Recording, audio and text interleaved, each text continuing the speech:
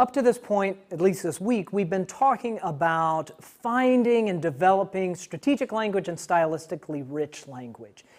Now I kind of want to shift to thinking about how you're going to be delivering that style and how you're going to be delivering the different emotional tones in your speech. So that's what I want to talk about. I want to sort of analyze how you can write stylistically, how you can integrate this style, and then thinking about also how you're delivering the style and how you're giving a sense of different emotional coloring to different portions of your speech.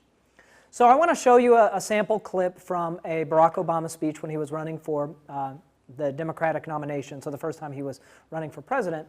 And I want you to analyze one of these sections.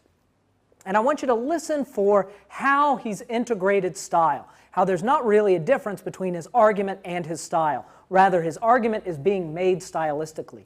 Also listen to how he's delivering that style, how he's speaking in a way that draws your attention to those stylistic devices as they're being used. So a little bit of background on this clip. So this is when we're still in the Democratic primaries. So Barack Obama was not yet the Democratic nominee for president. Rather, he was still in a contest with the other major frontrunner, Hillary Clinton. And there had been some debate immediately before this speech about how Barack Obama sounded good, how he's a good speaker, and this came from Hillary Clinton, but that words don't matter. You have to be practical. You have to, get past the rhetoric and down to business. So as part of a political rally, Obama's responding to that. Once again, I would ask you to analyze this rhetorically, stylistically, not necessarily politically. I have no axe to grind in terms of political examples, but I do think it is an excellent example of integrating style, of being able to use style in a way that adds to the strength of the argument. So let's go ahead and take a listen.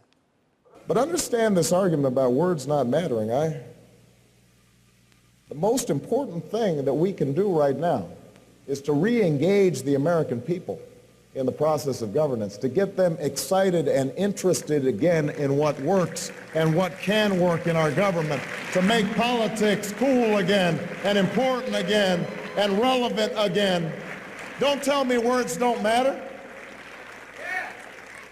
I have a dream, just words. We hold these truths to be self-evident, that all men are created equal, just words.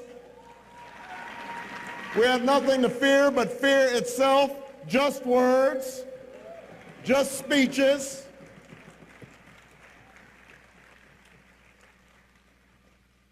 It's true that speeches don't solve all problems, but what is also true is if we cannot inspire the country to believe again, then it doesn't matter how many policies and plans we have, and that is why I'm running for President of the United States of America, and that's why we just won 8 elections straight, because the American people want to believe in change again. Don't tell me words don't matter.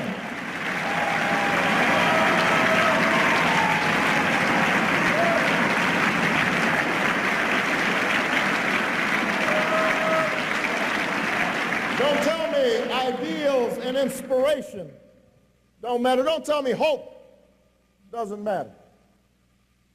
It's fascinating to me to see lately my campaign criticized because I talk about hope too much.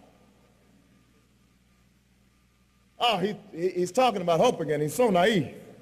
He's so idealistic. His head's in the clouds. He's a hope monger. That's leadership. John F. Kennedy didn't look up at the moon and say, oh, that's too far. We can't go, false hopes. Martin Luther King didn't stand on the steps of the Lincoln Memorial and say, go home, everybody, the dream's deferred, false hopes, y'all need a reality check.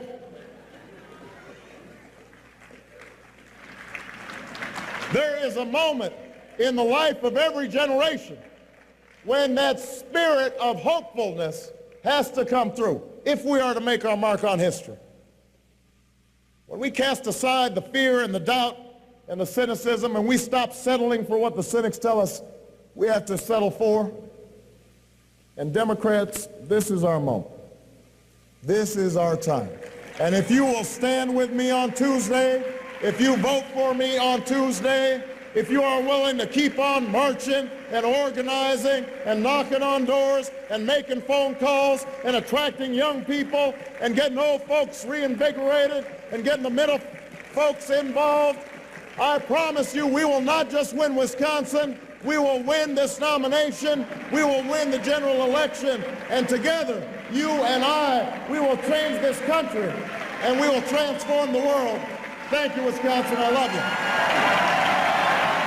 So what I hope you take away from that clip is how style is integrated into the argument. It's not like there's the speech over here and style is over here. Rather, the argument is being made through style. You cannot pull the two apart.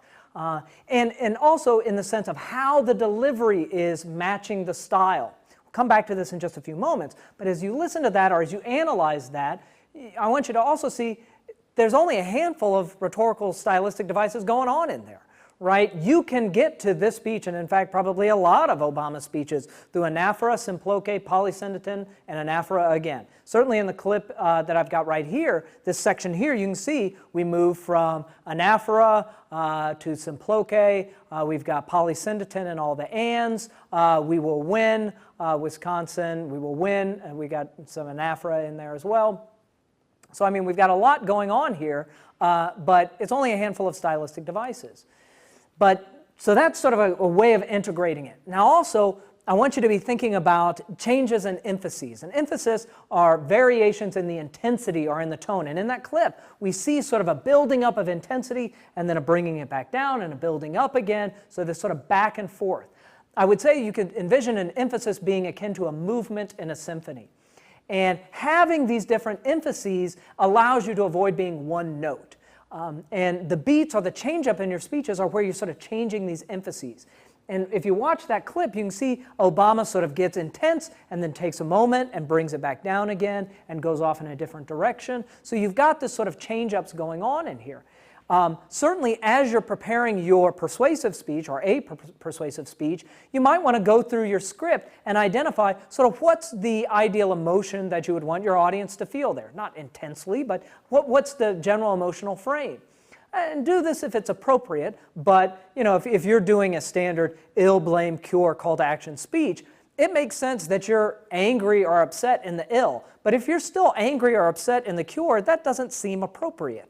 Right? It's your cure. You should be happy about it. So you want to be thinking about how does the emotional texture of this speech change over time.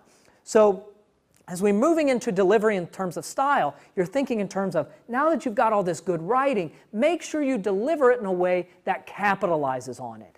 If there is a rhythm built into the stylistic device, make sure that rhythm appears in your delivery. And as you're performing the speech, think about what is the emotional coloring of this portion of the speech. Am I frustrated? Am I explaining something and trying to be sort of informative ethos? Am I hopeful about what's going to happen next? So you want to think about what is that emotional tone and be prepared for it. So with this, we'll move into some final delivery stuff on vocal projection.